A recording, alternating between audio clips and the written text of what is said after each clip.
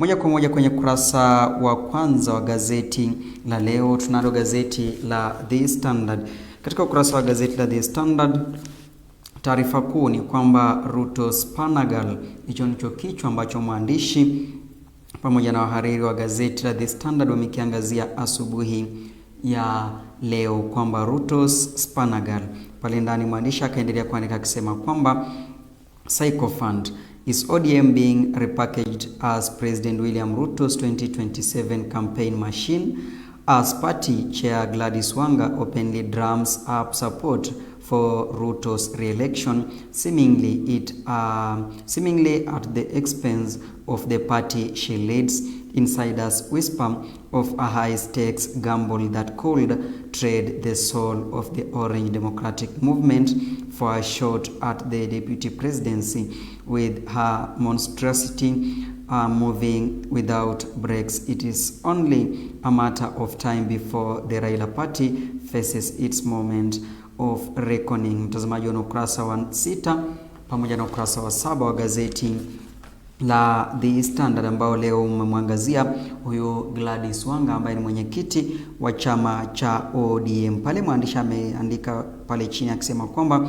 strategy alignment, Wanga is actively campaigning for President William Ruto's re-election in 2027, signaling a strategic partnership between sections of ODM and UDA. Kisha pia kuna kauli nyingine pale anasema kwamba ambition, analysts suggest Wanga may be positioning herself for a higher office, potentially the deputy presidency, leveraging her influence within ODM. Kisha kauli nyingine pale ni kwamba aggression, her moves have created friction within ODM, with resignations sidelined allies and criticism from some leaders highlighting factional divides and resistance to her approach. Mtazamaji, ni kauli iko pale chini ya mwisho katika ukurasa huu wa gazeti la The Standard kuhusiana na chama hiki cha ODM, kwamba sasa hivi Gladys Wanga anaonekana kwamba anampigia upato zaidi Rais William Ruto, hali ambayo inazidi kuibua maswali mengi kuhusiana na usimamizi wa chama cha ODM hasa kwenye uchaguzi mkuu wa mwaka 2027. Mwandishi anauliza kwamba je,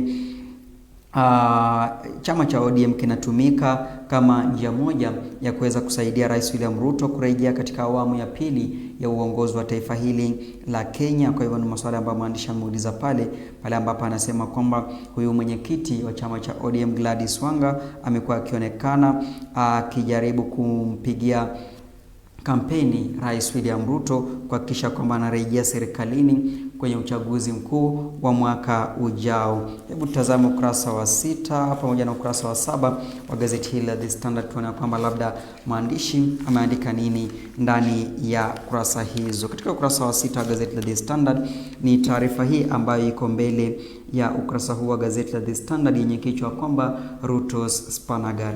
Pale mwandishi anasema kwamba Wanga, the force behind Oburu and Ruto's new fixer.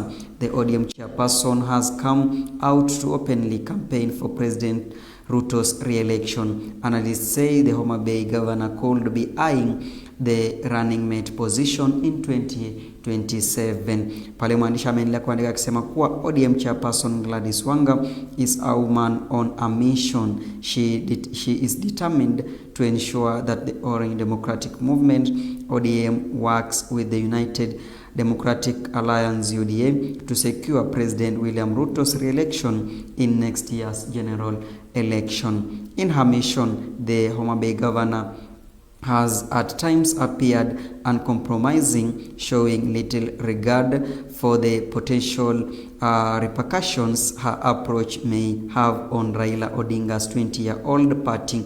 According to Wanga, any member opposed to a deal between ODM and the president should leave the party.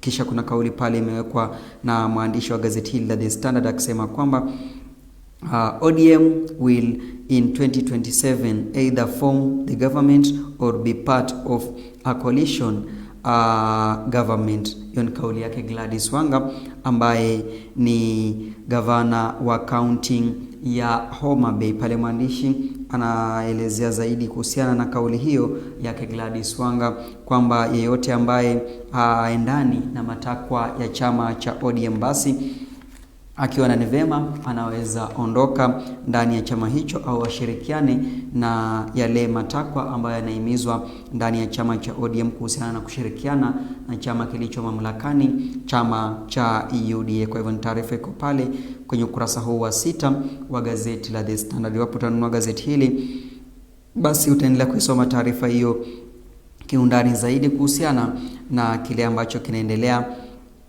katika taifa hili la Kenya kuhusiana na uongozi wa chama cha ODM pamoja na mkataba wa kushirikiana na chama kilicho mamlakani, iki ni chama cha UDA.